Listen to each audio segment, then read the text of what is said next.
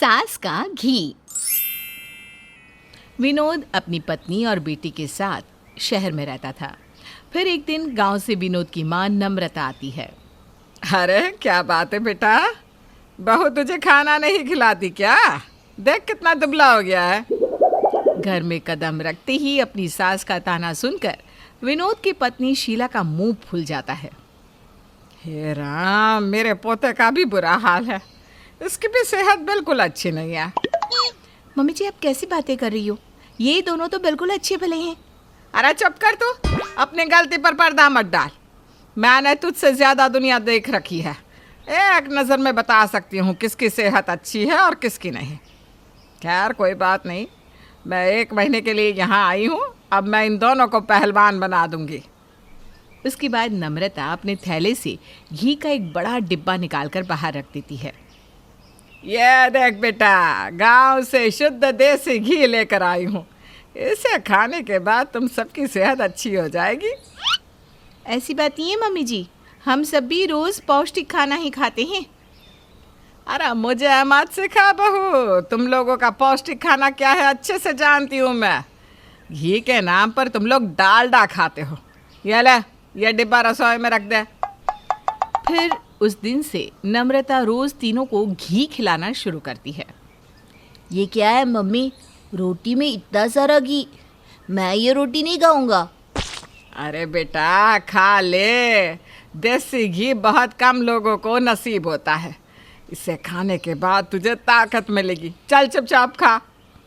उसके बाद नम्रता अपने हाथों से अपने पोते को रोटी खिलाने लगती है। अरे बहू, तू मेरा मुंह क्या देख रही है? खा खाना तू भी। और बिना चल तू भी शुरू कर बेटा। लेकिन माँ, तुमने रोटी के साथ साथ सब्जी में भी घी मिला दिया है। अगर हम अचानक इतना सारा घी खाएंगे तो हम तो बीमार पड़ जाएंगे। अरे बेवकूफ़ों जैसी बातें मत कर। भला आज तक घी से कभी किसी का नुकसान हुआ है? घी तो जितना खाया जाए उतना कम है। चल बेकार की बातें बंद कर और खाना खा। फिर विनोद मन मारकर खाना खाने लगता है। दूसरी तरफ शीला का भी यही हाल था। फिर एक दिन शीला से मिलने उसकी पड़ोसन निकिता आती है। तभी नम्रता ढेर सारे पराठे लेकर आ जाती है। निकिता, ये मेरी सासू माँ है, कुछ दिनों पहले ही गांव से आई हैं। नमस्ते माँ जी। अरे नमस्ते नमस्ते, ले बेटी तू भी पराठे खा। पराठे के ऊपर ढेर सारा घी देखकर निकिता के होश उड़ जाते हैं। आपने घी के अंदर पराठे डुबाकर निकाले हैं क्या?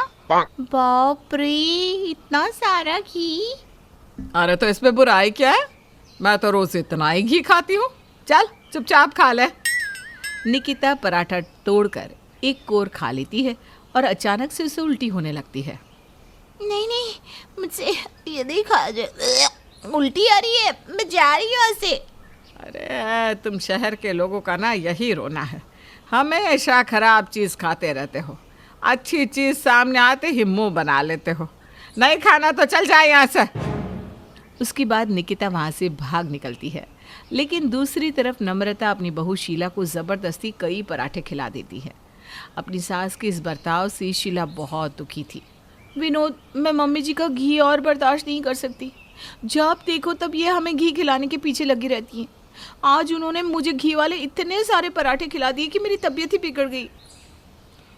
तुम ठीक कहती हो, मेरे टिफ़िन में भी ना माँ ढेर सारा घी डाल देती। ऑफिस के मेरे दोस्त खाना देखकर मेरा मजाक उड़ाने लगते हैं।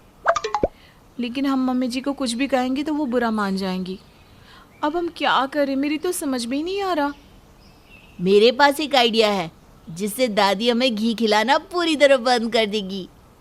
अरे जल्दी से बोल बेटा, क्या आइडिया है? उसके बाद विनोद का बेटा अपना आइडिया बताता है। अगले दिन, बहू, अरे ओ बहू, जल्दी से चाय लेकर आ, कब से तलब लगी है। और थोड़ा अदरक ज़्यादा डालना बेटा। थोड़ी देर के बाद शीला चाय लेकर आती है। चाय में घी को तैरते हुए देखकर नम्रता की आंखें फटी की फटी रह जाती है। अरे ये क्या है बहू, तूने चाय में घी क्यों डाल रखा है? मम्मी जी, अब हमें घी खाने की आदत हो गई है ना, तो मैंने सोचा कि अब हम चाय में भी घी डालकर ही पियेंगे। शीला की बात सुनकर नम्रता कुछ नहीं कह पाती और मुंह बनाकर चाय पीने लगती है। बड़ी मुश्किल से वो चाय पीने में कामयाब होती है। फिर शीला नम्रता के सामने ढेर सारे बिस्किट्स रख देती है और उनके ऊपर घी डालना शुरू करती है। अरे अरे ये सब क्या है बहू, तू बिस्किट पर घी क्यों डाल रही है? मम्मी जी, बिस्किट के साथ घी खाने का मजा ही कुछ और है। आप एक बार खा कर तो देखिए। उसके बाद शीला बिस्किट उठाकर नम्रता को खिलाने लगती है। बेचारी नम्रता मन मारकर सारे बिस्किट्स खा लेती है। फिर दोपहर को विनोद का बेटा ग्लास में दूध भरकर उसके ऊपर घी डाल देता है। ये लो दादी, गर्मा गर्म दूध पियो। और ये देखो, मैंने इसमें कितना सारा घी डाल रखा है। अरे तू पागल हो गया है क्या? दूध में घी, ये सब क्या है? दादी तुम ही तो कहती हो घी खाना फायदेमंद होता है। चलो अब नखरे मत करो, सारा दूध पी जाओ फटाफट गटागट। उसके बाद विनोद का बेटा जबरदस्ती नम्रता को सारा दूध पिला देता है। फिर नम्रता मुंह बनाकर अपने कमरे में चली जाती है। शाम को जब विनोद ऑफिस से घर लौटता है तो वो ढेर सारे आम खरीद कर लाता है। ये देखो शीला, मैं आज कितने सारे आम लेकर आया हूँ। चलो जल्दी से आम काटो, आज हम सब मिलकर पेट भरकर आम खाएंगे। हाँ बहू, मुझे भी आम ना बहुत पसंद है। चल जल्दी से आम काट बेटा। उसके बाद शीला आम काट कर प्लेट के ऊपर सजा देती है, लेकिन नम्रता जैसे ही आम को उठाने जाती है कि शीला उसे रोक लेती है। अरे अरे ठहरिए मम्मी जी, अभी तो इसमें असली चीज़ डालनी बाकी है। जा बेटा, रसोई घर से घी का डब्बा लेकर आ। फिर विनोद का बेटा दौड़कर रसोई घर से घी का डब्बा लेकर आता है। उसके बाद शीला सभी आम के ऊपर ढेर सारा घी डालना शुरू कर देती है। ये लीजिए मम्मी जी, अब आम खाने के लिए बिल्कुल तैयार है। अरे बहू तो पागल हो गई है क्या? भला आम के ऊपर घी डालकर कौन खाता है? माँ, तुम्ही ने तो सिखाया कि चाहे कुछ भी हो जाए हमें ढेर सारा घी खाना चाहिए। चलो आज आम के साथ भी हम घी खाकर देखते हैं। हाँ दादी खाइए ना, बड़ा मज़ा आएगा। नहीं नहीं नहीं नहीं, बस बहुत हो गया, मैं ये आम नहीं खा सकती।